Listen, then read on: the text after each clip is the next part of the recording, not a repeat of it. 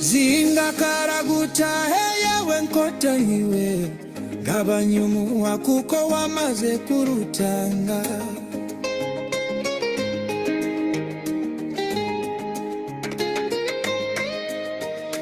Zingakaraguta yewe nkotanyiwe gabanya umunwa kuko wamaze kurutanga.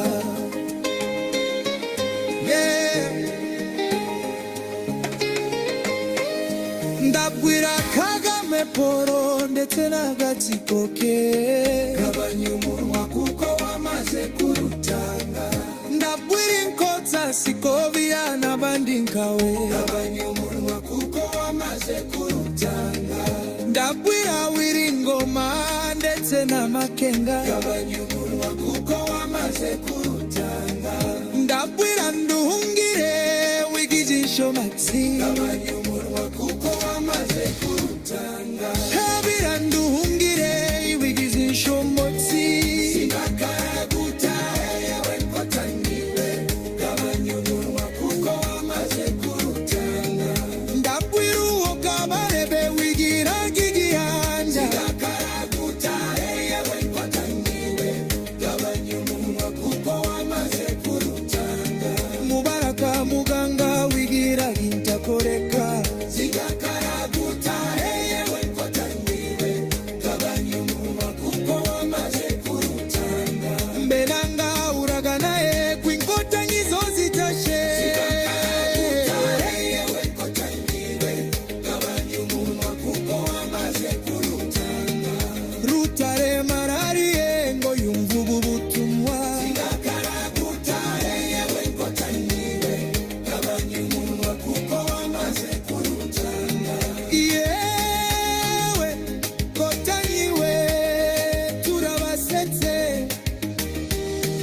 mukigahubira mwakubisa agatwenge muti Kongo twayitashe mumera amababa.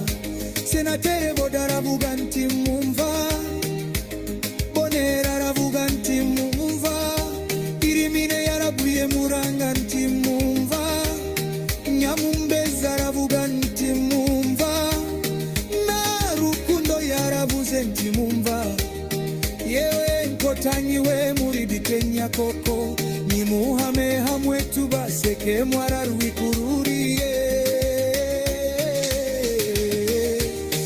Zingakaraguta yewe nkotanyiwe gabanya umunwa kuko wamaze kurutanga. Abari Ruturu muzinge nkotanyiwe Zingakaraguta yewe nkotanyiwe gabanya umunwa kuko wamaze kurutanga.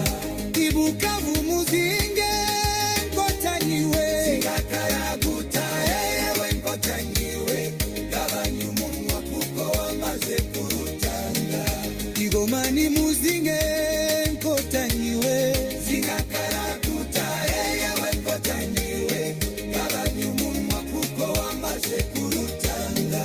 Wazalindi babereyishwa Zingakaraguta yewe nkotanyiwe gabanya umunwa kuko wamaze kurutanga. Bibukaraba mwigenje noneho muramwaye turabasetse. Zingakaraguta yewe nkotanyiwe gabanya umunwa kuko wamaze kurutanga. Ndabwira Kagame Paul ndetse n'agatsiko ke Zingakaraguta yewe nkotanyiwe gabanya umunwa kuko wamaze kurutanga. Ndabwira Inkotsa Sikoviya n'abandi nkawe Zingakaraguta yewe nkotanyiwe gabanya umunwa kuko wamaze kurutanga. Ndabwira Wiringoma ndetse na Makenga Zingakaraguta yewe nkotanyiwe gabanya umunwa kuko wamaze kurutanga.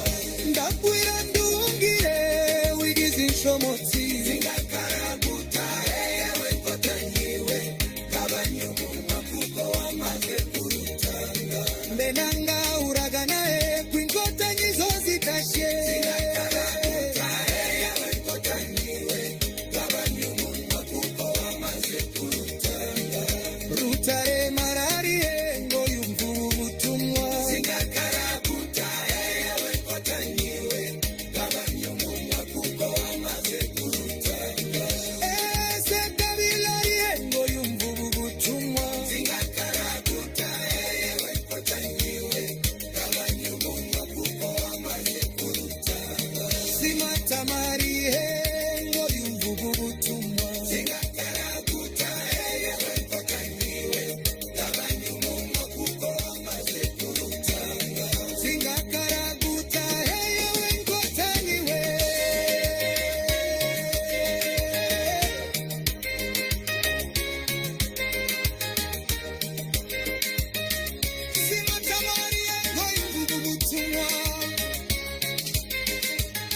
Zingakaragura.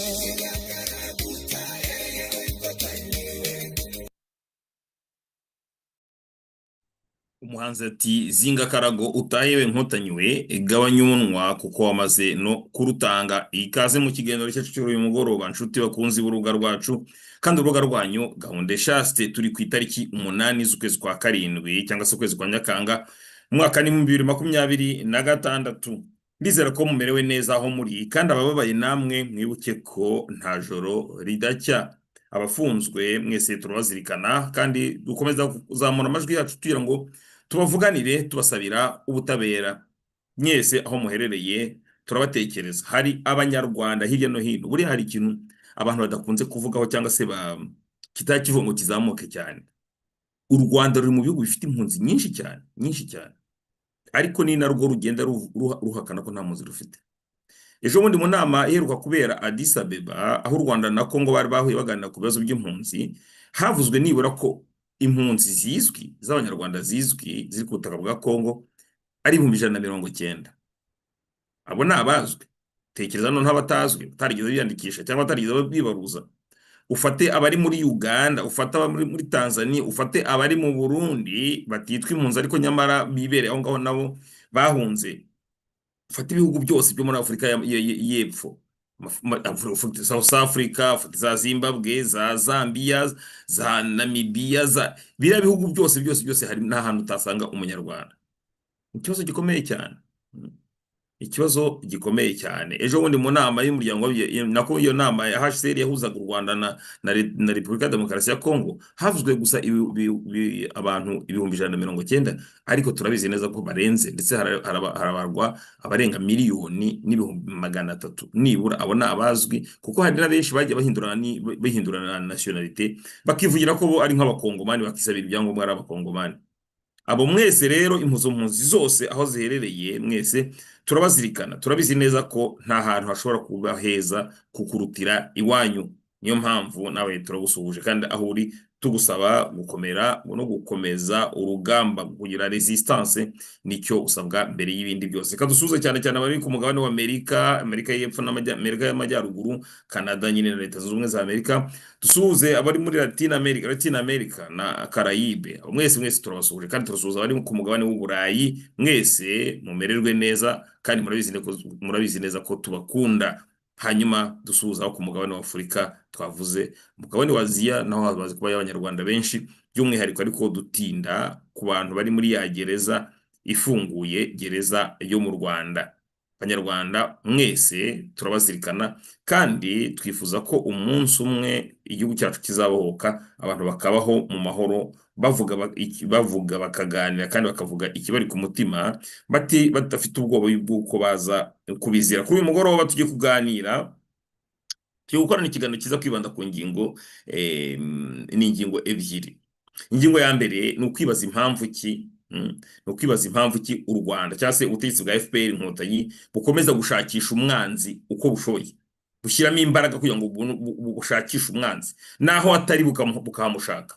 Ni muri urwo rwego turarebera hamwe ibimaze iminsi bivugwa uko Uburundi ngo bwaba buri bufasha cyangwa se bufite ingengabitekerezo ya jenoside. Ubushize twabonye babivuga muri ya nama ya Unity Club, hanyuma uriya mukoloneli witwa Bora abivuga.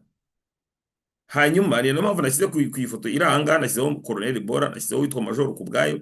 Uyu munsi nongeye kumva Major Kubwayo avuga ku bijyanye n'ibintu nyine byo gushinja Uburundi ngo kugira ngo ingengabitekerezo. Ahangaha nibyo tuza kurebaho cyane. Niyo ngingo ya mbere, kubera iki u Rwanda rugomba kubaho byanze bikuze rushakisha umwanzi.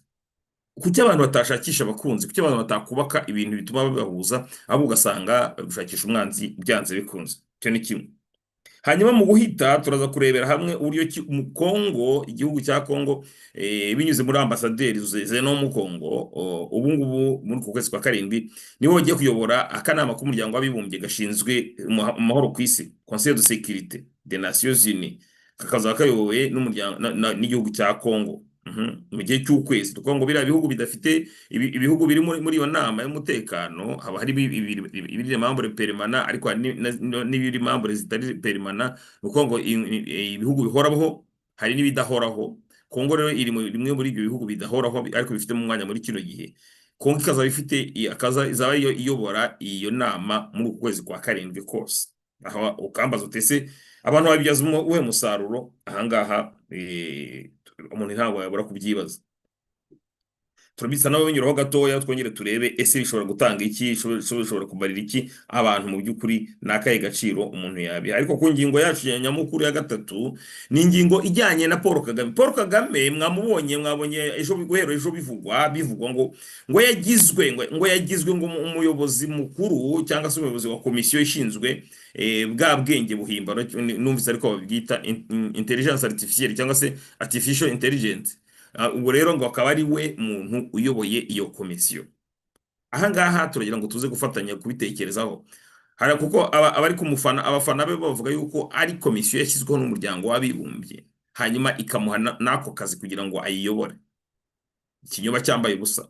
Turaza kureba hamwe iby'iyo komisiyo yagiye hite, yashyizweho hite, hanyuma kandi ifite yuwe mwanya. Igisubizo kiraza kuba kiriya mwabonye mu nteruro y'ikiganiro. Giriti Kagame abonye isi yose iri kumutera umugongo, noneho yishakira imirimo, niko kugerageza nyine no gushaka ibintu nka biriya ziriya komisiyo, guhimba komisiyo, akagera agashaka abantu benshi cyane akarokita ati nimuze, hanyuma rero nyine bakaza rero mukamubona ko noneho yongeye kugarura kuri sene. Urumva yagiye kuri indege yagiye Geneve, kandi mwari muzi ko bimaze ibisi byarananiranye kubera yuko nyine afatiwe ibihano kandi akafite n'ubwoko.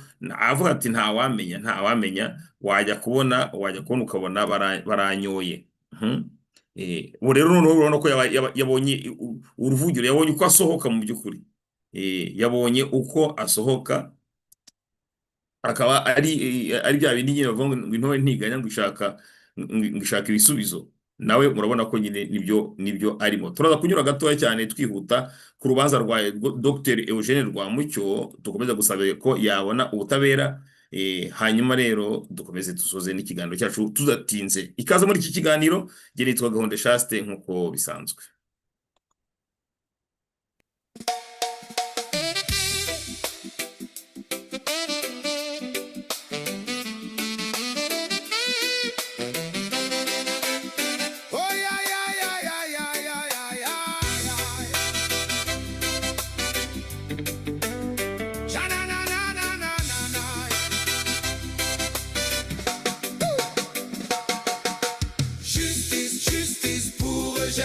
Que la vérité vienne à la lumière. Justice, justice pour Eugène. Que les faits parlent plus fort que la colère. Justice, justice pour Eugène. Que chaque preuve soit regardée sans peur. Justice, justice pour Eugène. Pour que le droit triomphe de la rumeur. Hey! Oh yeah! Au cœur des jours les plus sombres, quand la guerre couvrait le pays, il fallait faire face aux ombres et répondre aux cris de la vie. Médecins au service du peuple, chargé d'une lourde mission. Dans le chaos qui rend tout trouble, il agissait selon sa fonction. Quand tant de familles pleuraient, quand tant de corps restaient sans voix, il fallait faire ce qu'on pouvait dans un pays privé de choix. Justice, justice pour Eugène. Que la vérité vienne à la lumière. Justice, justice pour Eugène. Que les faits parlent plus fort que la colère. Oh yeah! Aujourd'hui son nom est contesté et son histoire est mise en procès. Mais que chacun puisse écouter tous les témoins, tous les faits. Si certains disent ne pas le connaître, que leurs paroles soient examinées. Si d'autres viennent le reconnaître, que leur voix soit aussi écoutée.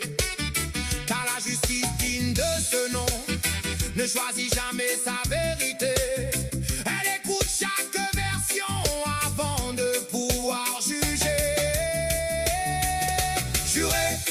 écouter chaque voix. Au-delà des larmes et de l'émoi, car l'émotion peut parfois voiler les vérités qu'il faut chercher. Beaucoup ignorent notre histoire, les blessures et les mémoires, les liens complexes entre Rwanda et les chemins qu'ils ont traversés. Et ceux qui dénoncent la peur, l'abus du pouvoir et la douleur demandent que soit entendu aussi toutes les voix, tous les récits. Hey, toutes les voix, tous les récits. Hey. Avril 1994 n'était pas un temps de paix. La guerre imposait sa force et ses terribles réalités. Ceux qui jugent aujourd'hui les actes doivent regarder le contexte aussi. Car l'histoire exige l'exactitude et non les raccourcis. Que personne n'oublie les victimes, que personne n'efface leur mémoire, mais que la recherche de justice ne s'éloigne jamais de l'histoire. Pas de verdict sans vérité, pas de jugement sans équité. La justice n'est pas vengeance, elle demande indépendance. Qu'importe le poids des intérêts, qu'importe la force des pressions, le droit doit rester le droit et non l'écho des ambitions. Que les preuves parlent clairement, que les consciences restent libres, car la justice grandit seulement quand la vérité l'équilibre. Justice, justice pour Eugène, que la vérité vienne à la lumière. Justice, justice pour Eugène, que les faits parlent plus fort que la colère. Justice, justice pour Eugène, pour une justice libre et sincère. Justice, justice pour Eugène, que la vérité éclaire la terre. Nous demandons une justice juste, nous demandons un procès loyal. Que la vérité soit entendue et que le droit reste impartial.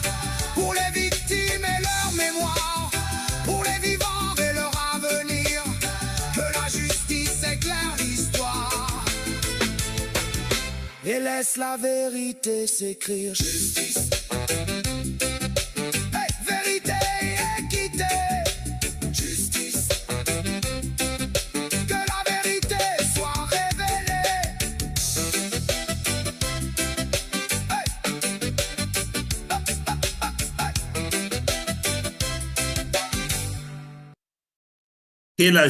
Que la vérité soit révélée. Reka tubahe ikaze niba muhageze tumaze gutanga ijambo ryinjiza cyangwa se risuhuza abandi. Dusuze cyane cyane abamaze kuhagera, abambasaderi bacu bombi Momo na Gustave Bayembera. Dusuze cyane kandi na Theopista, dusuze na umuhigi w'ikibi. Mwese turabasuje kandi tubahe ikaze muri iki kiganiro kimwe n'abandi muza kuhagera mu kanya. Mwese ijambo ni ryari cyangwa se umugambi ni wa wundi, ni ukubanza gukora urabanza ugakora like, hanyuma noneho tugakora rero tugakomeza ikiganiro ukagifata ukagihereza n'abandi kugira ngo nabo bamenye uko bimeze. Reka twinjire mu kiganiro rero. Duhere kuri iki kibazo cyo kwibaza. Murabona ko mu minsi ishize tumaze kubona ibintu bigenda bivugwa ku Rwanda. Hari amaraporo atandukanye yerekana uburyo ki u Rwanda rwitwaye cyangwa se ku butegetsi bwa FPR inkotanyi bwagiye bwitwara cyane cyane muri Kongo, ndetse muzi ko Kongo yatanze n'ikirego mu rukiko mpuzamahanga ku bijyanye no kugira ngo u Rwanda rufatirwe ibihano.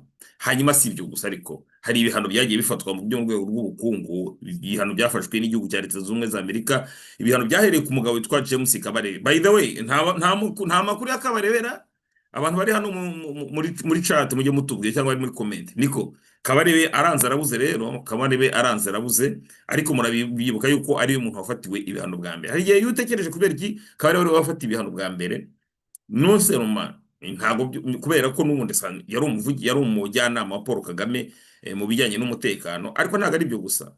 Hirya y'uwo mutekano yarakoraga mu by'ukuri niwe wari ushinzwe icyo bitaga desk ya Congo, ni Congo desk, ni ukuvuga ngo niwe wari ushinzwe iyo dosiye yo muri Congo. Agomba gushakisha iriya mitwe yitwaje intwaro, gushakisha abamayimayi, abaha amafaranga, abahimba imitwe kugira ngo akomeze ateze akavuyo hariya, agashingwa kandi no kwinjiza cyangwa se kuzana ayo mabuye y'agaciro aturutse muri Congo. Ntago rero abazungu ari abaswa, ntago babiyobewe, ariko James Kabarebe ariko akaba ari n'umuntu wundi ufite amateka nanjye kuvuga ngo asekeje ariko nyine akabigasekwa nk'akeza. James Kabarebe bavuga yuko ashobora kuba yavukiye muri Kongo cyangwa muri Uganda cyangwa se mu Rwanda, ntabwo hazaba yavukiye mu by'ukuri. Hanyuma yabaye mu ngabo za Uganda, mu ngabo z'u Rwanda, mu ngabo za Kongo ndetse aranaziyobora. Kugira ngo umuntu abe muri ibyo bintu byose urumva ko nawe ubwabyo ntabwo ari ibintu byoroshye. Hanyuma rero arangije amaze no kugenda no mu Rwanda, amaze no kuva no mu gisirikare yewe yakomeje gukomeza gucunga mu by'ukuri ibyo bintu byo muri Kongo. James Kabarebe bari mu bantu ba mbere bafatiwe ibyo bihano. Burya uko ibi bihano byatangiye kuzamuka cyane cyane aho bafatiye ibihano rusange mu gisirikare cyose uko cyakabaye, kuko igisirikare cy'u Rwanda nka entité cyangwa se nka institution cyafatiwe ibihano.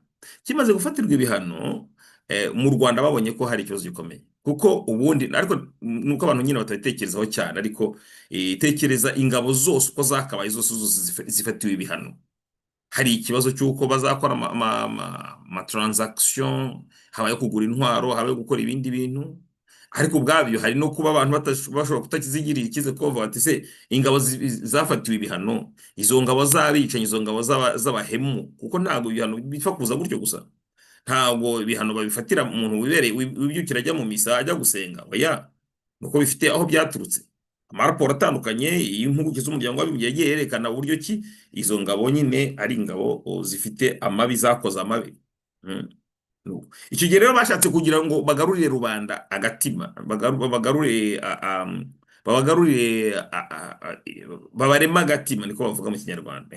Babarema agatima, nuko mwagiye mukabona amanama atandukanye, ukabona Jeannette Nyiramongi yagiye yafashe amajambo, yateranyije abakoroneri, abajenero, yabateranyije abakozi ba leta bose uko bakabaye, abaminisitiri bose bakaza bati nyakubahwa nyakubahwa, araje nuko aratangiye kugira ngo abantu barangare mu by'ukuri. Kandi nimwitegereza neza muzasanga nyuma y'uko ibyo bihano bifatishwe mu kwa gatatu k'uyu mwaka, ibiganiro byose byagiye biza ari ibiganiro bigamije mu byumve neza, ibiganiro bigamije kwerekana gushimagiza ubutwari bwa RPF, ndetse kugeza naho bahimbye ikiganiro kivuga ngo ni ikiganiro nyunguranabitekerezo cyabagize ntuza ebyiri, cyagize igice cya mbere na part 1 na part 2, ngo ni ikiganiro ngo cyitwa inyunguranabitekerezo, ikiganiro nyunguranabitekerezo kuri jenoside n'urugamba rwo kuyihagarika. Ibi nk'uko nabivuze narabishimye kuko ntushobora kuvuga jenoside utavuze n'urugamba rw'inkotanyi, kuko harimo impamvu kabitera hagati ya jenoside yakorewe Abatutsi ndetse n'iyo ntambara, harimo kimwe cyatumye ikindi kibaho. Bivuze ngo kimwe iyo kitaza kubaho, icyo kindi nta nubwo cyari kubaho. Kuvuga ngo iriya ntambara itaza kubaho, n'ubwo bwicanyi ndengakamere ntabwo bwashoboraga kuza kubaho. Barabikora rero, bagenda bigira, ariko icyo bagamije cyane cyane bagenda bashaka kwerekana ko bafite abanzi. Ati dufite umwanzi. Ejo twumvise uriya mugabo Patrick Karuretwa ni umuyobozi muri minisiteri ushinzwe ngo ubutwererane mu bya gisirikare mpuzamahanga, ubutwererane mpuzamahanga mu bya gisirikare, coopération militaire internationale. Noneho twamwumvise yivugira yuko badashobora kuva muri Kongo, kuko ibyo ibyo byose nta no kwirwa babitindaho. Ati ntabwo turabiyahuze, turamutse nuko ngo kuva muri Kongo bivuze nko kwiyahura. Ati ntabwo tuzavayo. Icyo twarabyumvise. Twaramwumvise avuga ibijyanye n'ubutwari bw'ingabo, baragaruka ku butwari bw'ingabo, bakagenda nyine bashimagiza bagira bate. Bigamije kugira ngo abantu bumve ko izangabo mbese nyine zigarurirwa icyizere, mu gihe ingabo ubundi zamaze gufatirwa ibihano, mu gihe ingabo zamaze gutererwa icyizere n'isi yose, barashaka kugenda bazigarura ahagaragara. Ariko noneho si n'ibyo gusa, bakavuga uburyo ki ngo FDL ntabwo yashize, ngo ahubwo noneho isigaye iteye ubwoba kurushaho. Karuretwa yaravuga ngo abibwira ko FDL yarangiye, ngo ntabwo yarangiye, ngo menace ngo ntabwo yavuyeho, ngo ahubwo yariyongereye, ngo kubera ko FDL barayifashe ngo bashyira muri Wazalendo, bagira gute bla bla bla bla bla bla bla. Hanyuma ariko icyo nshaka kugira ngo tugarukeho ni ubuhamya bw'abari abantu bahoze muri FDL. Hari abavuye muri FDL bitandukanye nayo bajya muri CNLD, barangiye barafatwa cyangwa se baricura nta wamenye uko batashye. Ariko noneho iyo witegereje usanga neza uko biteye, abo bantu bavuye muri FDL bakaba bari hano bakanyura hariya muri Mutobo bakagira gute, nibo ubu ngubu basigaye bari inkingi ya mwamba nibo basigaye inkingi ya mwamba ku bijyanye n'ubutegetsi bwa FPR, nibo bayikingiye mu by'ukuri, nibo basigaye ngo bari kwemeza yuko hariho ingengabitekerezo, ngo hariho ingengabitekerezo ya genocidaire, hariho ingengabitekerezo yo kurwanya, yo kwanga abatutsi, ngo yo kubica. Ibyo ngibyo nibo basigaye babivuga nyine. N'ibyo radiyo Rwanda ikajyana abanyamakuru, televiziyo Nyarwanda ikajyana abanyamakuru, igiye ngo kubemeza cyangwa se igiye kubumvisha kugira ngo bavuge yuko, kubatega mikoro kugira ngo bavuge yuko ngo aho bari mu ngengabitekerezo. Reka twumve iki kiganiro, ntabwo tugitinda kuko cyakora n'ikigufiya cy'uyu mugabo witwa Kubwayo. Kubwayo ivuga ko ari majoro wahoze muri FDLR. Reka twumve ibyo avuga. Mushyitsi mukuru, banyakubahwa abayobozi, Banyarwanda, Banyarwandakazi muteraniye hano, nshimiye ko mpawe umwanya wo kugira icyo mvuze muri ino nama nyunguranabitekerezo. Jyewe nitwa Major Retired Kubwayo Peter, mvuka mu ntara. Uwo nguwo rero bavuga ngo ni Major Retired Peter Kubwayo, ngo ni ugiye kuvuga nyine, agiye kuvuga nka bya bindi bya babora baba ari twavugaga, agiye kuvuga nyine ngo ingengabitekerezo y'amajyepfo mu karere ka Nyamagabe, umurenge wa Musange. Nize amashuri yisumbuye mu rwego rw'amashuri rw'Irunyombyi. Muri 1994, nyuma y'uko jenoside yakorewe abatutsi hagarikwa n'ingabo za FPR Inkotanyi, abanyarwanda benshi barahunze, twebwe twahungiye mu gihugu cy'u Burundi. Ngeze mu gihugu cy'u Burundi, njyewe aho nahungiye mu Cibitoke muri komine Mugina, habaye bouclage abasirikare cyangwa se abarebere bo muri CNDD-FDD baza gufata abasore kugira ngo babashyire mu gisirikare cyabo cyari kiri kwiyubaka. Muri ku kwiyubaka cyafashwaga n'aba ex-FAR. Aho rero niho mpera nsobanura buryo ki ideologie genocidaire iri gukwira mu karere, cyangwa se ubufatanye bwa CNDD-FDD na FDL idatangiye uyu munsi, yatangiye kera. Nsubiye inyuma gato, no mu gihe cya jenoside yakorewe abatutsi, abantu bari mu ntara za Kigali ngari, mu za Gitarama, za Ntongwe, bigaragara kandi byanavuzwe yuko hariho abarundi benshi bagize uruhare muri jenoside yakorewe abatutsi. Ubwo rero izo mpunzi z'abarundi zarahungiye mu Rwanda muri 1972, nizo zageze muri Zaire cyangwa se yaje kuba Kongo, zijya kwibumbira muri wa mutwe wa CNDD-FDD wari uyobowe na Leonard Nyangoma. Kubera ko bari bahunze bavuye mu Rwanda bari kumwe n'abayobozi ba ex-FAR n'abayobozi ba guverinoma y'isi y'abatabazi, bahise batangira nyine imirwano mu gihugu cy'u Burundi barwanya igisirikare cyari gihari. Muri ku gutangira uwo mutwe bari bafite ubufasha bahabwaga n'aba ba ex-FAR, barimo abayobozi babo ba General Bizimungu Augustin, ba General Kabirigi Gracian. Ubwo muri icyo gihe rero twe twarafashwe tujyanwa ahantu bita mu Gihunda, duhabwa imyitozo ya gisirikare, dutangira kurwana muri CNDD-FDD. Abenshi mu bayobozi bayobora igihugu cy'u Burundi, cyane cyane abasirikare bamwe twarabanye, turaziranye, ndabazi nabo baranzi. Ubwo nabaye muri CNDD-FDD tufashwa cyangwa se twigishwa n'aba ofisiyo muri FAR, navuga nka Lieutenant Colonel Edouard Gasarabwe, navuga nka Major Nkundimana Diogene yagoye muri Katanga, twamushingiye kuri Rukuga ko nabaye muri Force de l'Ouest.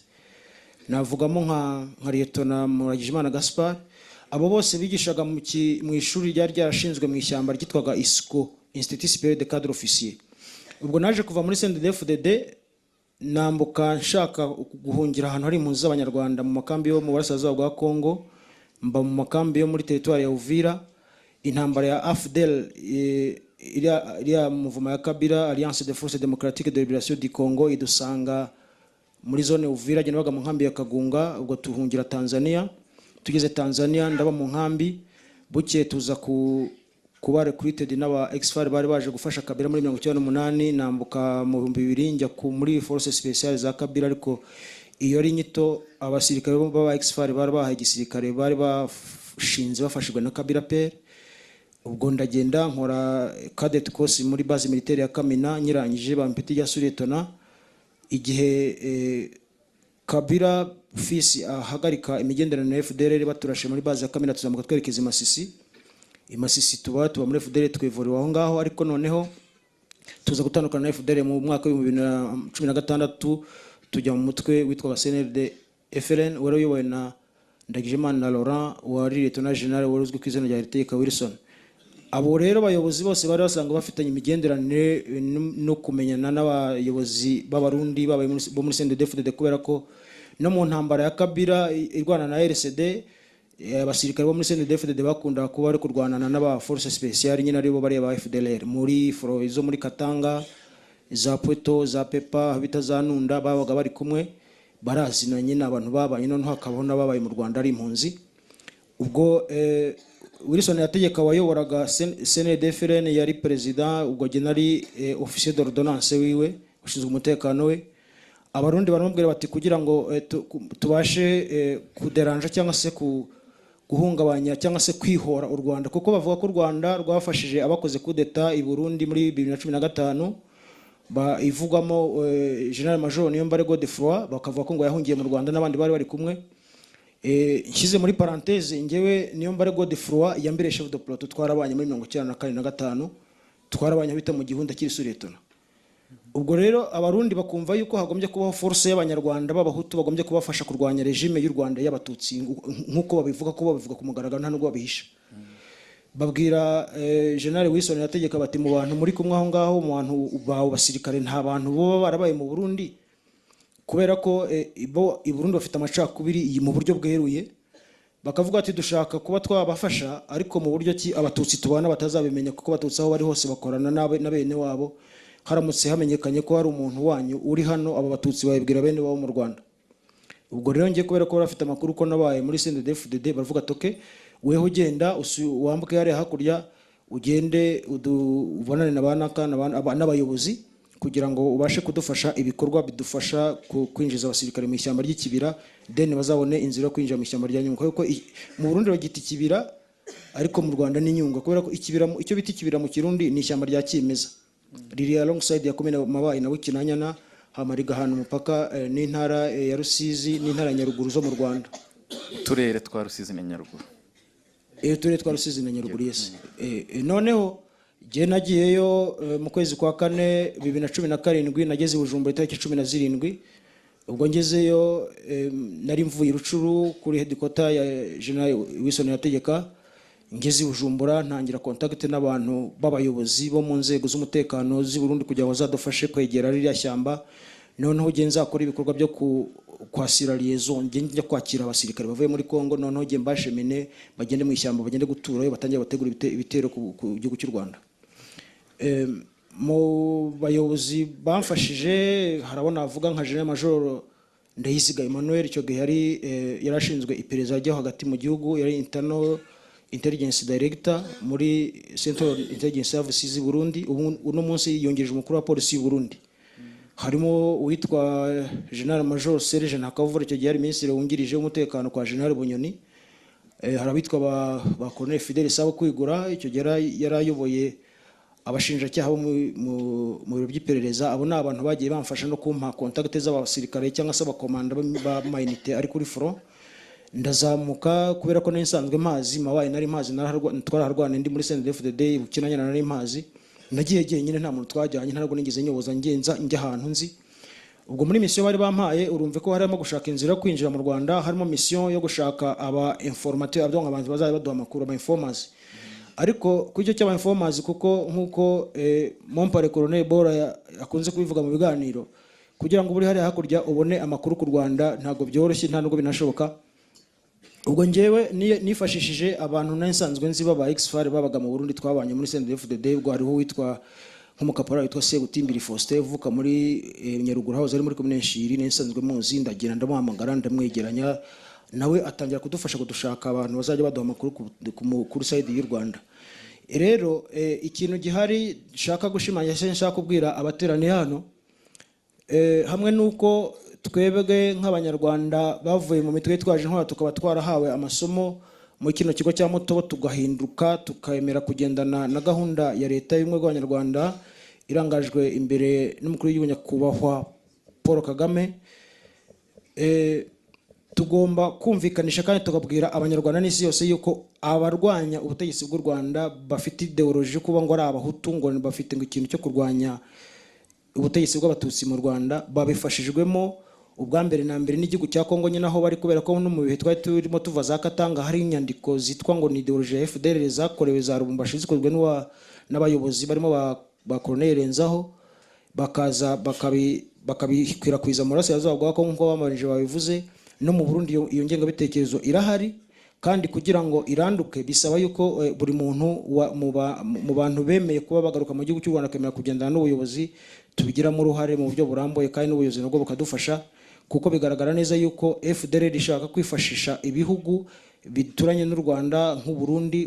Uburundi nabwo bukabafasha kuba bwabakorera ubuvugizi kuri Tanzania, uretse ko Tanzania ntago byaborohera cyangwa se ntibyanaboroheye nubwo banabigerageje. Barabigerageje mu gihe barimo bashaka gufatanya gushaka gukunganya umutekano n'u Rwanda baturutse ku ruhande rwa Goma muri Kivu y'Amajyaruguru. Rero nkaba mvuga yuko iyo ngengabitekerezo iracyahari, iracyakomeza, yamaze no gukwira. Reka tumurekera ahangaha ibyo yavuga n'ikinyarwanda ibyo byose ntago nza kubitinda, ariko ikigamijwe ni iki. Ndagira ngo ijambo rimwe gusa ku bantu bakurikiye iki kiganiro cyangwa se bumvise uyu mugabo avuga, cyane cyane ndavuga nk'abantu bakiri batoya cyangwa se abantu batabyitaho cyane, batabikurikirana cyane, kuko burya buri kintu cyose kigira umuntu witwa ngo toute personne intéressée, ni ukuvuga ngo ni umuntu ubyitaho ubikurikirira hafi kuko yumva bimufiteho inyungu. Ndagira ngo mabwire ko aba bantu bataha bakagenda bakajya kuvuga ibintu baba babitumwe mu by'ukuri. Nk'uyu nguyu arabivuga, amaze imyaka irenga 3 arangije amahugurwa cyangwa se birabyo bya Mutobo. Uwo yavuga guriya Colonel Bora wamaze imyaka ngira ngo ni 10 yavuye mu kera, ariko n'abantu bongera kugarura bakabazana hano bakabwira ibyo bagomba kuvuga kugira ngo bakomeze batsindagire cya kintu navuze ngo nise ngo ni politike yo gushaka umwanzi byanze bikunze, politike yo guhimba umwanzi naho hatari. Nibo bazakubwira yuko bese usanga mu by'ukuri barakora nkaho ari bo bavugizi ba FDLR. Ejo mu kiganiro twakoze nerekanaga ko kimwe mu makosa Patrick Karuretwa akora ari ugushaka kuvugira, akaba ari umuvugizi wa RDF, ariko akaba n'umuvugizi wa FDLR, ugasanga ari nawe uri kuyivugira. Ibi rero ni uburyo bwo kubeshya abantu, no kubeshya abanyarwanda. Ndagira ngo mbabwire yuko ingiyo ngengabitekerezo ngo ya FDLR ni ngengabitekerezo ngo yo kwanga abatutsi, ndetse niko bavuga, bahita bongera ngo ni ngengabitekerezo ngo ya genocide. None abangaba none urumva barakurura bashaka kubyishyira ku Barundi, berekane ko Abarundi nabo babifitemo uruhare, ko nabo babirimo, ko rwose impamvu kubera iki Abarundi, kubera iki? Kubera ko Abarundi mu by'ukuri bababereye ibamba. Iyo Abarundi bataza kujyana ingabo muri Kongo, ngira ngo iya ntambara yo muri Kongo ibifita ni mateka. Rero ntago nuko iyo nzika irakomeye, bararibwa bashaka gutera Kongo, bashaka gutera Burundi, ariko none bagasanga Burundi bati Burundi bwabaze kubaha warning. Kandi Burundi ikiza cyabyo buriya Burundi n'abantu n'abasirikare, igihugu kiyobowe n'abasirikare, aho gitandukanye rero na Kongo iyobowe n'umusivile. Buriya n'ubwo bwose Faci yakoze ibishoboka byose ndetse agakoresha inzira za diplomasi, ndetse akicaza rwose Kagame hasi ku buryo Kagame ahananuka ku ntebe yari ariho y'igikundiro cyangwa se intebe y'icyubahiro, akikubita hasi. Ariko kubera ko Tshisekedi atari umusirikari, ntabwo reaction ze ntabwo zizamera nk'izo Uburundi bwakora, kandi inkotanyi zirabizi. Ni nayo mpamvu zibigitonde. Yaravuga ati nimurasa muraramuka murashe hano iwacu, tuzarasa i Kigali. Muzarasa ahangaha natwe tuzahita turasa i Kigali.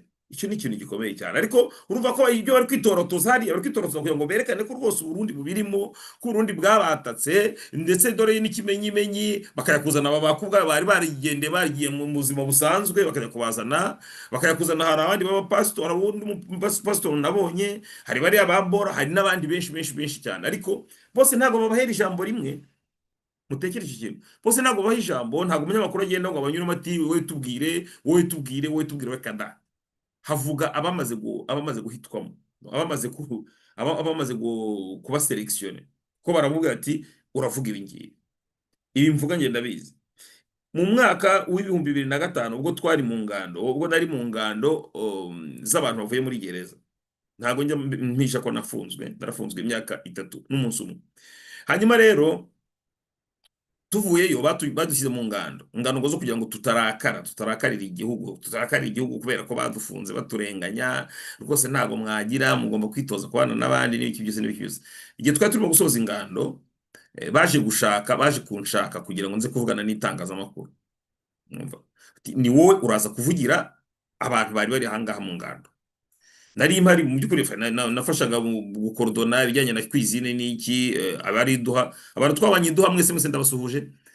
Hanyuma bati rero wowe uraza kuvuga icyo gihe bavuga ati wowe uravuga mu Kinyarwanda, hari undi bavuze wo mu Giswahili, Giswahili menya hari n'uwo mu Cyongereza.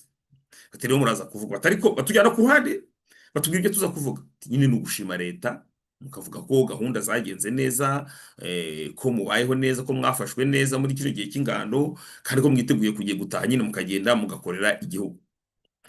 Urumva kugira ngo byonyine banaguhitemo barabanza bakareba ko bishoboye. Urumva twatumaranye iminsi hafi 50, barabanza bakareba ko bishoboye. Icyo gisigaye noneho ni ukukwegera noneho bagashaka kugutravaye kugira ngo uze kuvuga nk'ibyo bashaka. Ni ibi ngibi muri kubona rero bakubwayo. Uravuga ibyo iswari yawe iri vure, ariko ugigenda ibyo wenda wongeramo ka kantu kuko hari ingenga bitekerezo, ko hari ibiki, ko bakora ibiki, ko bakora ibiki. Njyewe rero yanjye ari yo kuvuga ngo ndavuga yuko tubayeho, mvuga uko byagenze, uko ingano yagenze, ariko nshimire cyane cyane leta y'ubumwe yuko yatwitayeho kandi ikaba yaraduhaye amahugurwa azadufasha kubana n'abandi baturage ko tugiye kujya mu buzima. Reka rero ibintu bize gupfa. Mu mikoro barayintunze rwose, ndatangiye ndavuze rwose, ndashimira no baza kwikoraho. Bikoraho bati ese nk'ubu ngubu wowe urumva abantu bafunzwe murumva bizagenda gute? Barabanje barabaza ngo urumva uzakora iki? Ndavuga nti bamfunze ndi muri university, nzasubira muri university njye kwiga. Bati hanyuma rero nose ubu ngubu wagufata ukajya nko muri kwiga no gukunda igihugu, ubu wakujyana nko mu gisirikari ukajya gukorera igihugu cyawe ubinyujije mu gisirikari. Mera avuze ngo ukaba nka muri local defense, niko yambwiye ngo ukaba nka muri local defense. Ku mutima numvise nsuzuguye cyane, ariko ndavuga ni oya, ni igihugu kiramutse kibonye nakigira akamaro muri urwo rwego, rwose nagikorera ku buryo bwanturuka mu byo nshoboye byose. Nuko hanyuma rero bavuze ku byo abantu bafunzwe nuko bafunzwe n'ibiki byose, nje mpita mbabwira nabo nari mbonye umwanya wo kwiregura, no kuvuga uburyo kinafungiwe ubusa. Mpita mbabwira ni ngewe ni kumfunga byabaye amakosa, ntihabaye amakosa, ariko nanone umuntu yagerageza kuyumva, ni kubera ko wenda cya nyuma y'intambara harimo ibibazo byinshi, ubutegetsi butaramenya gushishoza neza. Umunyamakuru yaragera abicaho, ntabwo yabivuze, ntabwo yatumye bihita. Anaba rero bakubw'Imana abangaba nibyo mbabwira, mfite ndabivuga nturutse muri experience. Ntabwo bashobora kugutega mikoro batabanje kumenya icyo uza kuvuga, batakubwira icyo uza kuvuga. Nubona babora bafatisha udukani bari kugenda basoma, nubona bari bakora dupagase bari kuvuga kuriya, nubona aba bose baba bamaze gutegurwa, bamaze kubabwira ibyo bagomba kuvuga n'ibyo batagomba kuvuga. Ni nayo mpamvu ntabwo ushobora kureka nk'abanyamakuru mpuzamahanga ngo baze bagende bajye bareba pare hazari bavuga bati tubwire wowe wabibonye. Oya, ntabwo wabikora gutyo, kuko abayoboye izo ngando abari hariya murabizi ko izi ngando n'ubu hayoboye Jacques Nziza we baba bateguye abantu ko bati aba nibo bazi indimi. Niba ari umunyamakuru w'umunyamahanga ko bati hari uzi Igifaransa ndongo bakamuguha, hari uzi Ikinyarwanda kubisobanura neza, kugira ngo hagiremo abantu bateguwe. Icyo nshaka kubabwira ni iki: ibi by'uko ngo hari ingengabitekerezo ngo ya jenoside, ingengabitekerezo ngo yo kwanga abatutsi, iyi ngengabitekerezo ntayigeze ibaho, nta nibaho. Ese yari kubaho no mukajya mubafatana mukabicaza mukabamaranya amezi 3 hanyuma ingengabitekerezo kabibavuyemo? Mwitegereze uyu kubwayo si ntari kubavugira cyangwa mureba ababakorera bose cyangwa bari bakura dupagase se ntago ari mu nzego zo hejuru. None se ko mwivuguruza nyine mu magambo, niba muvuga muti abo bantu bafite ingengabitekerezo tugomba no kubaranura n'ibiki byose, ariko nyamara abaje murabakira ndetse mukabasubiza no mu buzima busanzwe. Ese ubwo si ikigaragaza yuko nta ngengabitekerezo bafite?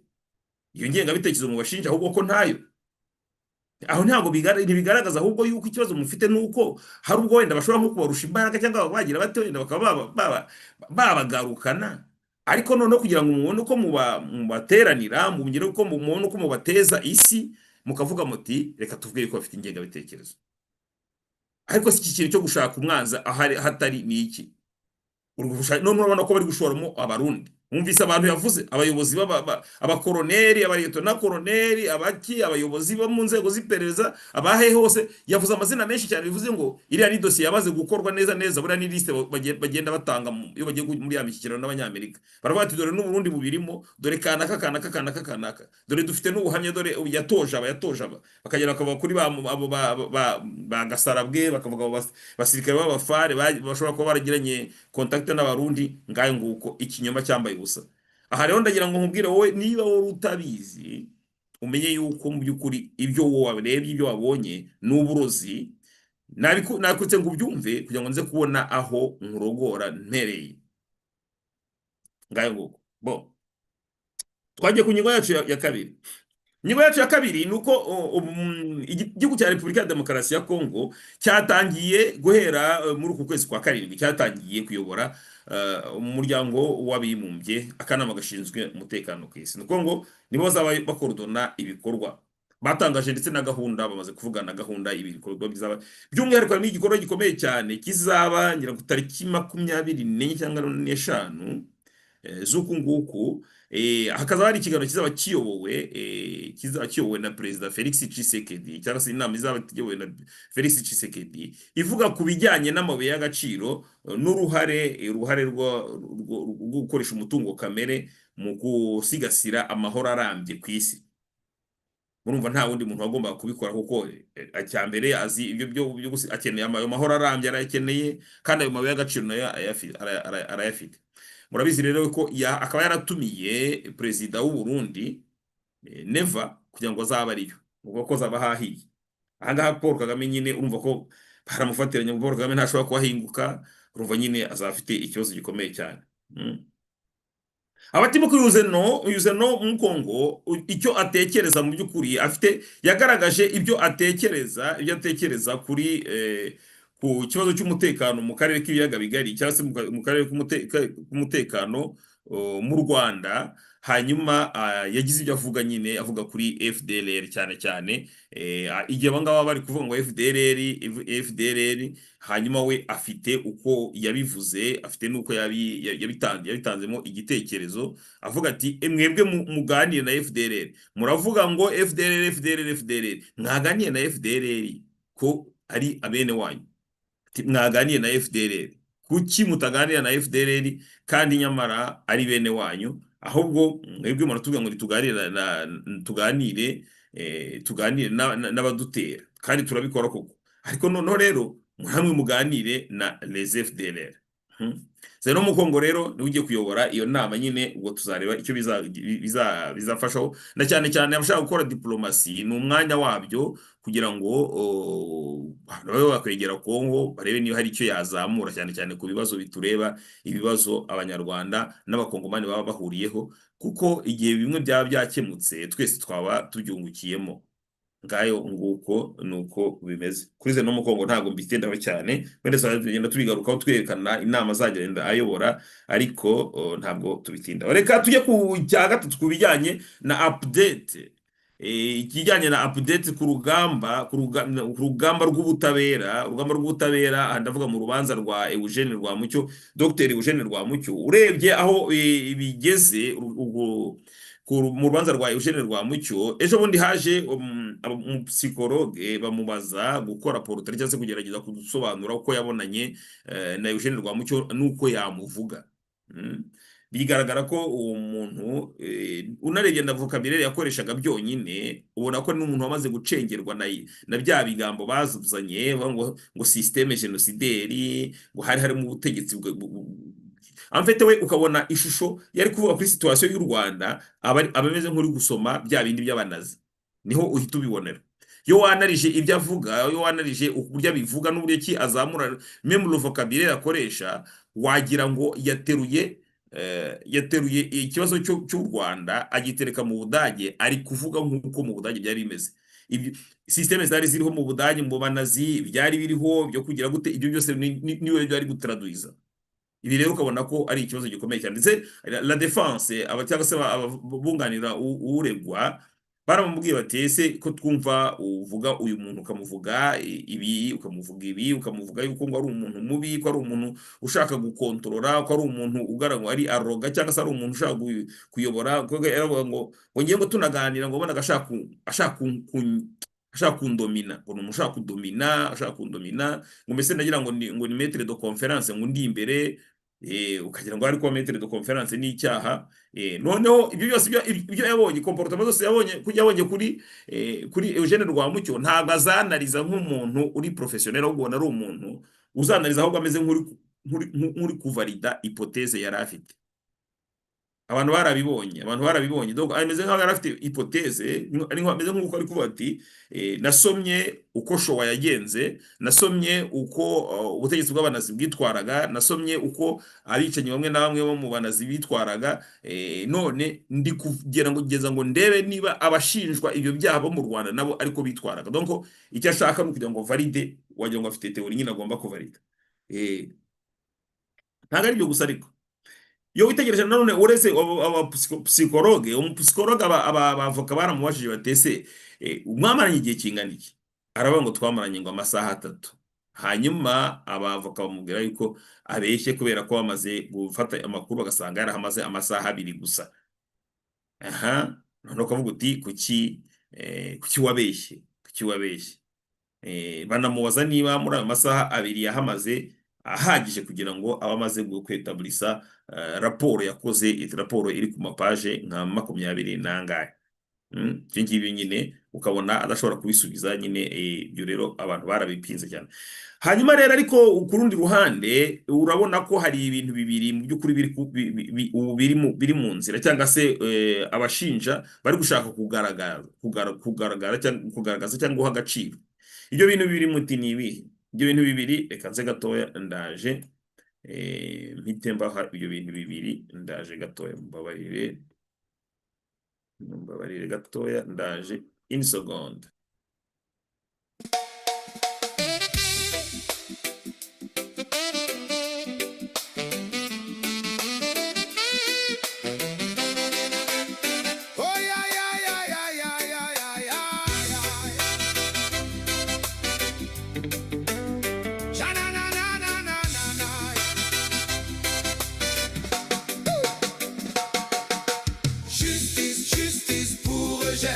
Que la vérité vienne à la lumière. Justice, justice pour Eugène. Que les faits parlent plus fort que la colère. Justice, justice pour Eugène.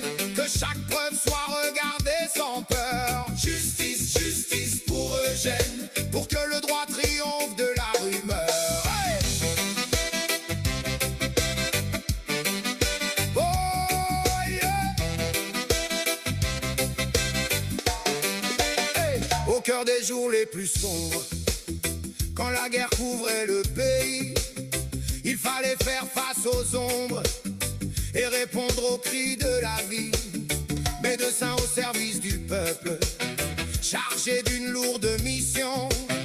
Dans le chaos qui rend tout trouble, il agissait selon sa fonction. Quand tant de familles pleuraient, quand tant de corps restaient sans voix, il fallait faire ce qu'on pouvait dans un pays privé de choix. Justice, justice pour Eugène. Que la vérité vienne à la lumière. Justice, justice pour Eugène. Que les faits parlent plus fort que la colère. Oh yeah! Aujourd'hui son nom est contesté et son histoire est mise en procès. Mais que chacun puisse écouter tous les témoins, tous les faits.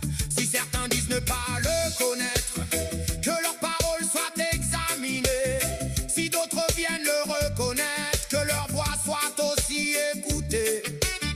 Car la justice digne de ce nom ne choisit jamais sa vérité.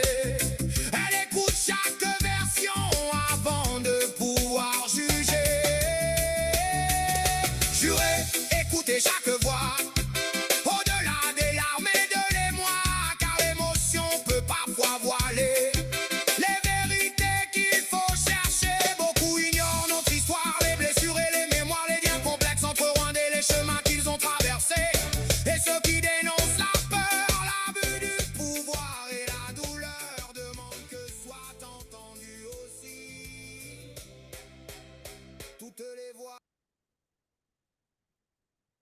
yego nagarutse ndabashimiye ko mubabariye gatoya. Hanyuma rero urebye aho biganisha muri kino gihe barashaka hari ibintu bibiri bashaka kwinjiza mu rubanza cyangwa se bashaka gushyiraho guha agaciro cyane. Ibyo bintu bibiri ni ibihe? Barashaka kwerekana yuko ubona bashaka kwerekana yuko Eugene Rwamucyo ngo yahoze mu ishyaka rya CDR. Ibi ngibi bakomeje kugenda babizana no mu manza zashize, yewe bavuga ko yari umuntu uri très active mu mashyaka, ko mu gihe cya jenoside yari ari mu mashyaka runaka, yewe bakagenda benyuramo bamwe batera muri MRND. Hari n'umutangabuhamya waje ndetse avuga yuko rwose ngo amuzi neza ko yabaga muri PSD. Hari n'abandi bavuga ati yabaga muri CDR, ngo kubera yuko mu gihe yabazwaga kera yavuze yuko yaraziranye n'abantu muri CDR, notama ko yaraziranye na Barayagwiza mwibuke ko bwa mbere bamufata yari yagiye gushyingura Barayagwiza, avuga ko Barayagwiza yari umuntu w'inshuti ye bari baramenyanye, hanyuma rero akavuga ko yari umuntu wari proche. Noneho bakabiheraho bavuga ngo niba yaravuze yuko yari proche wa Barayagwiza, ngo washatse kuvuga yuko mbese ibitekerezo bye byari proche y'ibya CDR. Hanyuma urabona naho bashaka kubiganisha babigira ingingo berekane ko ngo yari umuntu wo muri CDR, kubera ko bamaze gufata iryo shyaka rya CDR bakaryambika icyasha bakavuga ibyo bashaka byose. Ahanga nta n'uwabura kugira icyo bivugaho. CDR urayifashe, icyambere tubaze tumenye ko mu mahame y'ubutabera nta muntu ushobora gucirwa urubanza kubera ko aba muri organisation, kandi organisation isanzwe yemewe n'amategeko, yari yemewe n'amategeko muri icyo gihe. Ukuvuga ngo ishyaka guverinoma nibishyizeho amategeko ikavuga iti iri shyaka ryemewe gukorera mu gihugu, ukuvuga ko ntabwo bashobora gusubira inyuma ngo bahane umuturage wagiye muri iryo shyaka kandi nyamara iryo shyaka ryujuje amategeko. Ukuvuga ngo nta muntu ushobora guhanirwa gusa yuko yari mu ishyaka runaka, kuko iryo shyaka runaka niba ryari ryaragiyeho, ubyemera ubyanga, inkotanyi zo ntabwo zizabyemera ko ziti ngo urumva ngo yari amashyaka ngo avangura. Ahangaha rero ushatse kuzana kuvuga ngo murazana verisiyo yanyu mugiye kuvuga ngo n'amashyaka avangura, ahangaha haraza kuba intambara hagati y'abantu babiri, cyangwa se urugamba cyangwa se impaka hagati y'abantu babiri bahanganye. Imagine noneho yaba ari SD noneho yafashe ubutegetsi ikaba iri kurega FPR, byagenda bite? Nuvuga ngo icyo gihe nayo yaba ifite iri kuyivuga. Ahangaha ni impaka hagati y'amashyaka abiri, tuvuga urugero hagati ya CDR na FPR. Nuvuga ngo ibyo FPR yavuga kuri CDR nta gaciro bigomba guhabwa. Icyo tugomba kureba nuko yaba ari CDR, yaba ari MRND, yaba ari PSD, yaba n'andi mashyaka yose, nabisobanuye mu kare mu gitondo, aya mashyaka yari amashyaka yemewe n'amategeko. Kuvuga ngo kuyajyamo nta cyaha cyari kirimo, nta n'umuntu ushobora guhanwa yuko gusa yagiye muri iryo shyaka. Rero barashaka kubiganisha aho ngaho bavuga bati yari muri CDR, bityo nuvuga ko kandi CDR yari nuvuga ngo bashaka kumanipira abantu babereka ko yari mbese mu by'ukuri bazamukondane, avuga bati yabaga muri groupe y'abamarfetere. Ariko ibyo ntabwo ari byo. Umuntu wese n'urukiko mpuzamahanga rwagiye rucira umuntu urubanza ku byaha we aregwa cyangwa se ku byaha yaba yaragizemo uruhare. Ntabwo avuga ngo wari uri muri MRND ngo turagucira, ngo wari uri muri ibi ngibi ngo turagucira urubanza. No, pas du tout. Hagomba kureba ikintu. Icyo ni icyambere.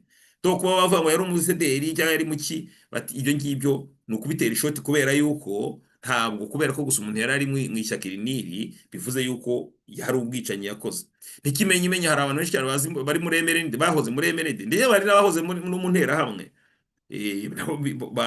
bigira i Kigali bakorana n'inkotanyi nkaho nta cyabaye. Bivuze iki? Ko icyaha ni gatozi, kandi icyaha nka kiriya umuntu akibazwa ari uko yagikoze. Ntabwo bavuga gusa ngo nari mu nterahamwe umuntu aragikoze. No, ntabwo ari byo, ntabwo ari byo.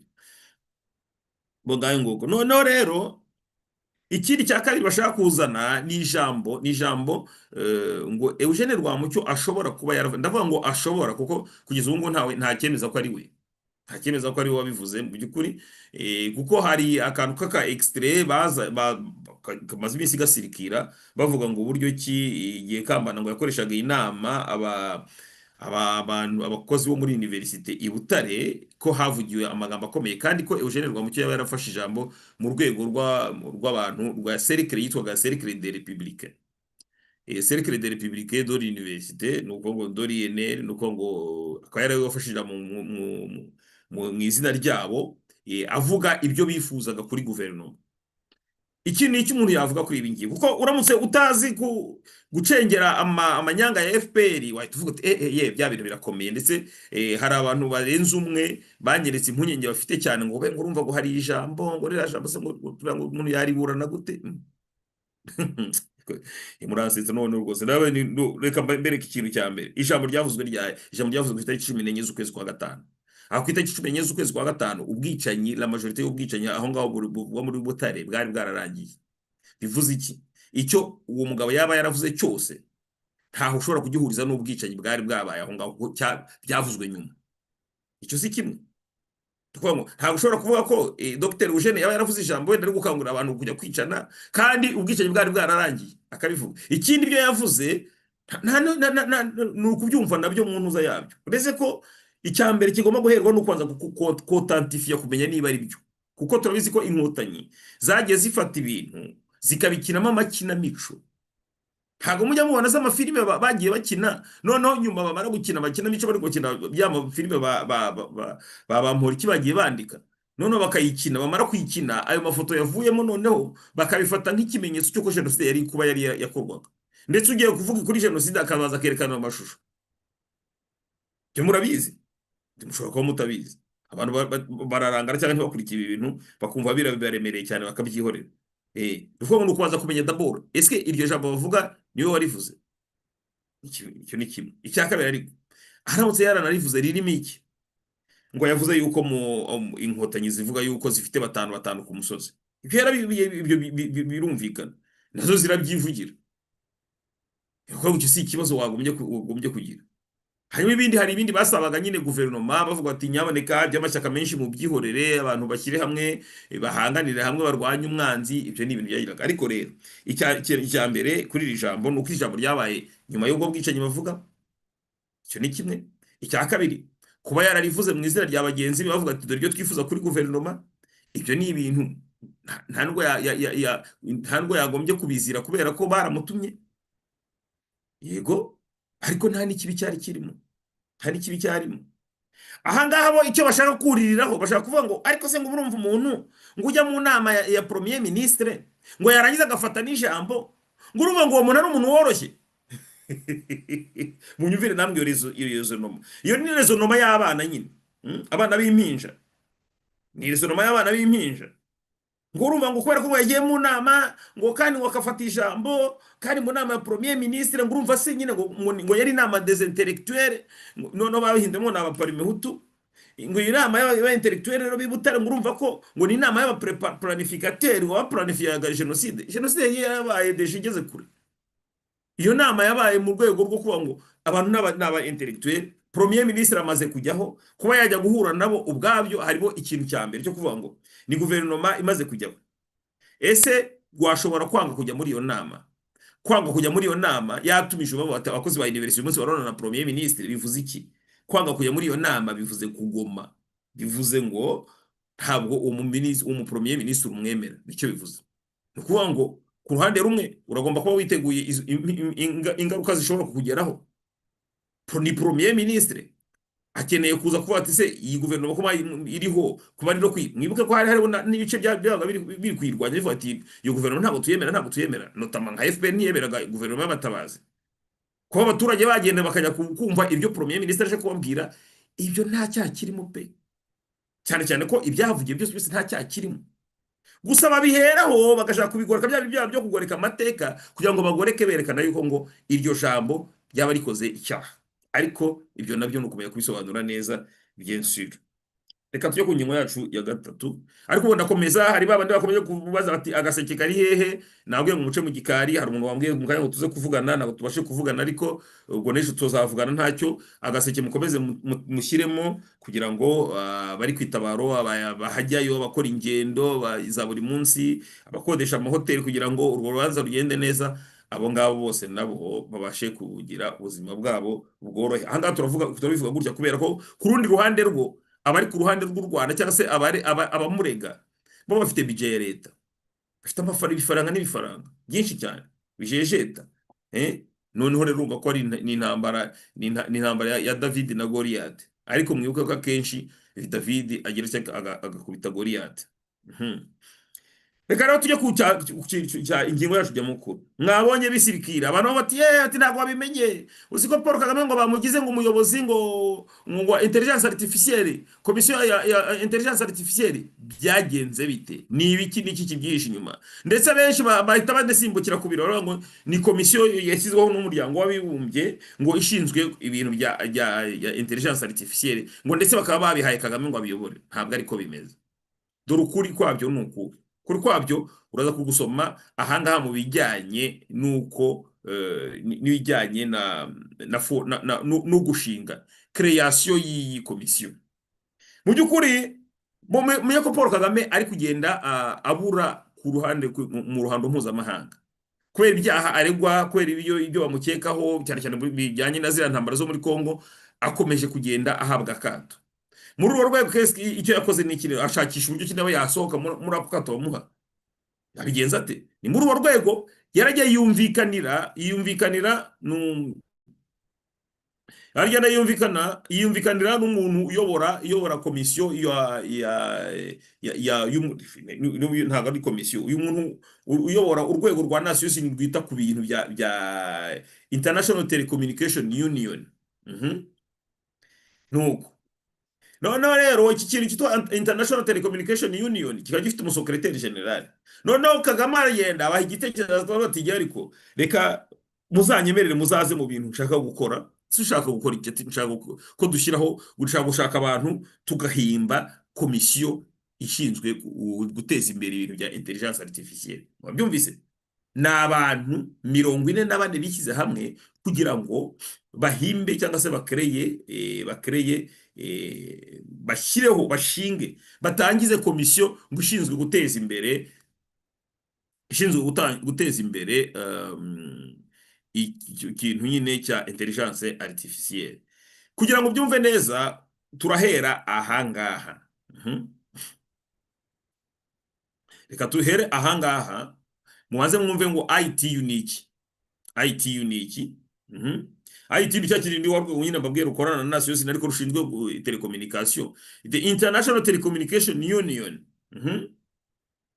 Nuko ni agence ya Nations Unies y'umuryango w'abibumbye ishinzwe guteza imbere ibintu bya digital technology byo gukoresha ibijyanye na internet, ibijyanye ibintu byose biri digital. Urwo ni urwego rwa Nations Unies. Noneho rero hanyuma rero bamaze kugira urwo rwego nirwo Paul Kagame yagezeho kugira ngo agenda aravuga ati byabareka muzaze natwe dufite umushinga, dufite turi kumwe n'abandi bantu 43, none namwe mujyemo kugira ngo ibintu bigire akamaro. Bikagenda bite rero? Murebe ahangaha mubirebe. Reka ubandwa amazimwe wanga amazimwe abantu habona. Iri ni itangazo ry'icyo kintu cyitwa IT, International Telecommunication Union. Iravuga ngo global leaders launch AI for Good Global Commission. Babyumvise ngo abayobozi yo ku isi, byumve, ntago ari umuryango w'abibumbye, ntago ari United Nations nkuko bandi bashaka kubibabeshya, barashaka kuba mu muryango w'abibumbye ngo no. Global leaders nuko abayobozi bo ku isi, abayobozi batandukanye bo ku isi bashyizeho komisiyo, batangije komisiyo yitwa ngo Good AI for Good Global AI for Good Global Commission. Nuko baravuga ngo ni intelligence artificielle mu Kinyarwanda sinzi ukuntu numvise babihimba ngo igamije icyiza kandi ikaba ari komisiyo nyine igamije y'ibyo bintu bya artificielle ariko igamije icyiza. Aba rero bakaba batangije nyine iyo komisiyo. Dore uko yatangiye ryari ejo ku itariki ya 2. Baravuga ngo Rwanda's President Paul Kagame, Salesforce Chairman and CEO Mark Benioff and IT Secretary General Doreen announced the launch of the AI for Good Global Commission. Aba ni abantu bari hamwe babitangaje mu by'ukuri. Kagame yabitangaje ari kumwe n'uwitwa Mark Benioff, no ari kumwe n'uyu mugabo n'uyu muntu uyobora Secretary General w'iki kintu nyine cya International Telecommunication Union. Abangaba bakaba batangaje yuko hatangijwe iki kintu nyine cya AI for Good Global Commission. Bakavuga iki? The commission brings together more than 40 founding members. Ngo iyi ni komisiyo ihuje abantu barenga 40, numva abantu barenga 40 bayitangiye bayishinze. Hakaba harimo bande head of state, harimo abayobozi b'ibihugu n'abayobozi ba za guverinoma, hakabamo abayobozi b'ibigo bikomeye CEO, chief executive officers, yego. Hakaba harimo kandi n'abayobozi na bamwe mu bayobozi b'ibigo bimwe na bimwe bishamikiye kuri Loni, nk'uyu muntu wo muri ITU par exemple. Urumva aba ni abantu bihuriye hamwe uko nawe yagiye mu biri ko hari, ariko ntago ari umuryango w'abibumbye wicaye ngo uvuge ngo reka dutangize iki kintu hanyuma noneho tugishinge Kagame. Reka da, aba ni abantu bishyize hamwe. None ahubwo Kagame baramuzi ukuntu ashaka power yakoze uko ashoboye, yaravuga ati murabona ariko ko ari njye ubikeneye cyane, nuko bamuha rero ko nawe aba co-chair, ngo bamugira nyine ngo ufatanyije kubiyobora nyine. Abo ni bande rero? Harimo Perezida Paul Kagame. Mureba aba perezida barimo, turaza kubireba. Harimo Perezida Paul Kagame, bakaba ari bamugize co-chair. Co-chair no kuvuga ngo ni umuyobozi ufatanyije. Hakaba uyu ngo yitwa Mark Benioff, akaba ari nawe akaba ari chair. Uyu ni chair, akaba ari CEO w'ikindi kintu cyitwa Salesforce, yego. Hakaba vice chair Dorini wa wundi wo muri ITU ni ubungirije.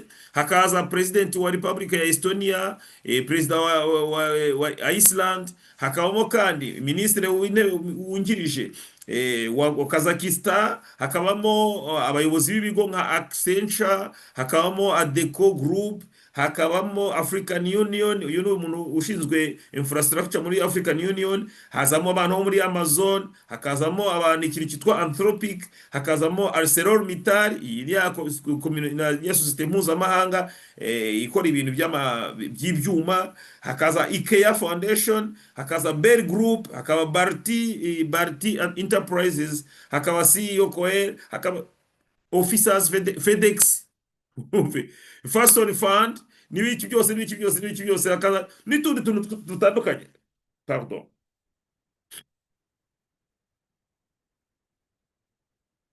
Nkuko mubibona, murabona ko ari ibigo byinshi bitandukanye. Harimo abayobozi abaperezida b'ibihugu, nabyo ni ibihugu bidakanganye mu by'ukuri. Harimo u Rwanda, hakabamo Estonia, hakabamo Iceland, nuko hakaza na Kazakhstan. Munyumvire namwe, ibyo nibyo bihugu, noneho hakaza rero n'ama entreprise nyine bagiye bashyiramo.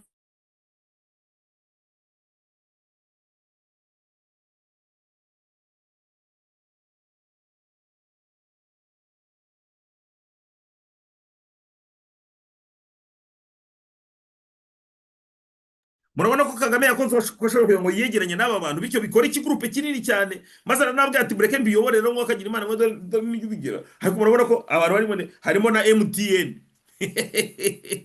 Murabona harimo na MTN, sizira mwabibonye. Harimo na MTN ahangaha hano MTN sinyibonye hano hasi. Harimo Microsoft, uyu Brad Smith, hakaba MTN Group, hakabamo uyu muntu uyobora ibintu bya communication and technology muri Namibia, hakabamo umuntu wo ministre wa communication wo muri Nigeria. Urabona ni ibintu bivanga fanze nyine birangwa na cya kigroupe cyitwa Pfizer murayibuka cyagiye muri bya bihe by'inkingo. Murabona hakazamo kandi abaministre batandukanye mu bihugu bitandukanye, hakazamo n'abayobozi b'amashami cyangwa se bakora mu bigo bitandukanye. Ngayo nguko abangaba akaba ari abantu 44 biyemeje gushinga, cyangwa se ni nk'umushinga bikoreye umushinga wo kugira ngo bafashe isi. Bo bavuga ko ari ugufasha isi kugira ngo abantu bagerweho n'itangazamakuru cyangwa se n'irikoranabuhanga rijyanye na intelligence artificielle. Impamvu nabishatse kubizana ni iyi. Impamvu nashatse kubizana nuko hari abantu bavuga bati wa muntu aracyafite imbaraga. Usiko afite imbaraga, urabona n'umuryango w'abibumbye wamwitabaje ujya kumushinga ibintu ngo biyobore. Ukuri kwabyo nukuhe? Ukuri kwabyo nuko icyambere Paul Kagame yarebye kure ashakisha abandi bantu kugira ngo bafatanye arebe ukuntu yakwinjira muri iki kintu cyo kugira ngo murabizi ko byatanye mu minsi yashize ubwo bari i Kigali bavuga kuri ibintu bya intelligence artificielle, noneho rero abyinjiramo nyine kandi akora uko ashoboye kugira ngo yiyegereze aba bantu bityo nawe aba abonye la voie de sortie cyangwa se arebe ukuntu yajya asohoka noneho amahanga nyine noneho yongera agarurirwa icyizere cyangwa se agaragare mu ruhame mpuzamahanga ajye kuri ya high table. Murabizi ko high table atarayiherutse. Icyo ni kimwe. Icya kabiri, ntabwo no kumwemerera ubwabyo bishobora kubamo ari akandi gakino, uretse ko nta n'uwamwangira kubera ko ni founding member kandi we ntacyo bimaze, ntago kuvuga ngo ni responsabilité, ntago kuvuga ngo baramushyiraho conditions nize kugira ngo yinjiremo, ntago kuvuga ngo ni ikintu gifite reputation nziza ku buryo kugira ngo uyijyemo ugomba kuba ufite ubudahangarwa cyangwa se uwujuje ubuziranenge bumeze gutereka da. Uri uraza kureba niba witegereza neza urasanga yabitanzemo amafaranga menshi cyane, ariko we murabizi ko ahita abikoresha kugira ngo azamure icyo bita akore lobby, akora uko azamure cyane, akore diplomasi. Ibyo ngibyo muraza kubibona ko ari cyo bigamije, ariko icyo nashaka kubereka nuko mu by'ukuri abantu bavuga ngo bamugize nk'umuyobozi ngo niro ningo yamugize gute, ndagira ngo nyaboneka ngo mwabibonye uko byagenze, uko byatangiye nuko bimeze. Topisi reka tugusuhuze cyane, twagushuhuje yakandi yavuze ati yambi twese hamwe, hanyuma ati komera ati komera yambi, mu yari yavuze ati mukomera abahano. Gisafe nawe twagusuhuje cyane, umuhigi w'ikibi twagusuhuje cyane, mu mati Kabarebe kumutura ka karirimbo nkazasanga urujonjori ndakambura data ruyange. Yego reka dusuhuze cyane ngira abakunzi Pierre, uraho neza ngira abakunzi Pierre, ndizere ko umeze neza. Ariko ubutaha uzajya uza nyine uzajya uza wamaze kumenya uko baganira. Hanyuma rero dusuhuze cyane HJ avuga ati ibinyoma ku ngoma y'agafuni, nibyo rwose nyine ibinyoma ku ngoma y'agafuni.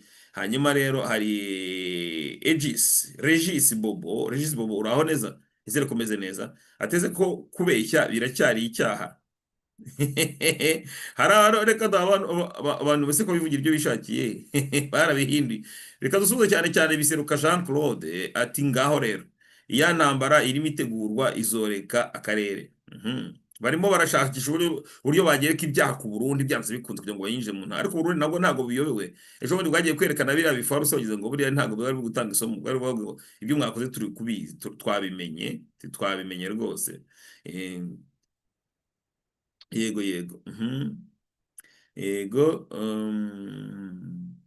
kadusuze cyane ambasaderi Shalom. Hanyuma rero yavuze ati ikomera cyane shase mukomere cyane, wanze kuba inkera gutabara isira nyarazimbwa nyarazimbwa nawe nzabe uko defense from ariko vura ni igihagararo cyanjye bonye yingi muri uko defense mfa. Yego yego kadusuze cyane uyu Jabo UG, uraho neza, tugusuje cyane, utaha uzaze ariko womenye kuganira. Ndabona abashinzwe discipline hari ukuntu bagiye babigenza. Atubwo nukuvuga ko FPR nivaho bazakurikirana uwarahiriye wese ibyose, uwarahiye wese byose ni ibiki ubuse ari CDR na FPR abagome nabaye, mujye mushyira mu gaciro muve mu nzangano. Ukoze cyane. Hanyuma Hakizimana Leon, uraho neza, ati turi kumwe kandi nimuyaduhe neza. Ukoze cyane. Hanyuma reka dusuhuze cyane Topista nawe yavuze ati abayobozi bo ku isi cyangwa amabandi n'ay'isi ya Kagame byo ntacyo nkuyemo zero. Urakoze cyane. Hanyuma rero turasuhuza kandi na John Kayira nawe yavuze ati mukomere, mushyireho like zanyu. Ndabona hari like zigera kuri 40 gusa kandi turi abantu barenga 200, nibura muzamure like zigire 200. Tugiye gusoza ikiganiro cyacu kuko ntabwo tuza kugitinza. Reka mbahe gahunda tuzongere duhure ejo ku mugoroba kuri amasaha yacu asanzwe, maze rero kuva none hakugera ejo mukomeze mumererwe neza. Nyagasani abe mu ruhande rwanyu, ngira ngo murabizi neza ko mbakunda, sunzongera kujya misubiramo ntazongera kubisubiramo, ariko nzambivuga murabizi ko mbakunda. Hanyuma rero kuva none hakugera ejo mukomeze mumererwe neza. Nyagasani akomeze abe mu ruhande rwanyu kandi mu ruhande rwacu mu by'ukuri, kugira ngo turwane uru rugamba nta ngingimira, tuzarutsinda kuko Imana iri mu ruhande rwacu. Ngaho rero mukomeze mumererwe neza, ndabakunda cyane. Bye bye.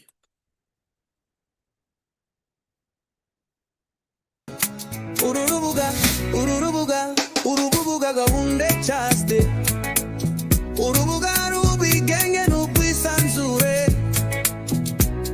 urubuga gahunda cyaste, waje turukeneye, turogora abarozwe, duhugura rubanda, tubaka mu bundu, tugaca ubucakara bwiyuguruye, turogora abarozwe, duhugura rubanda, turwanya akarengane, tugaca ubucakara bwiyuguruye. Nimuze nshuti bavandimwe, tugane uru rubuga, ubusesenguzi bwuzuye, ubuhanga n'ubushishozi niho tubusanga, turogora abarozwe, duhugura rubanda, tubaka mu mundu, tugaca ubucakara bwiyuguruye, turogora abarozwe, duhugura rubanda, turwanya akarengane, tugaca ubucakara bwiyuguruye. Igihugu cyacu cyanguye mu maboko y'inyangabirama, imyaka ibaye myinshi, imyaka nayo n'umurengera, nimuhaguruke turengere uburenganzira bwacu, buri wese afite intwaro yibitseho, haguruke urumu turebe mu maso y'ugutoteza, vuge ngo danze danze, abyanze turabyanze, nitubyanze kwicwa no kwicira. Nimuze nshuti bavandimwe, tugane uru rubuga, ubusesenguzi bwuzuye, ubuhanga n'ubushishozi niho tubusanga, turogora abarozwe, duhugura rubanda, tubaka ubuntu, tugaca ubucakara bwiyuguruye, turogora abarozwe, duhugura rubanda, turwanya akarengane, tugaca ubucakara bwiyuguruye. Urubuga gahunda cyaste, urubuga gahunda cyaste, urubuga gahunda cyaste, nimuze dufatanye.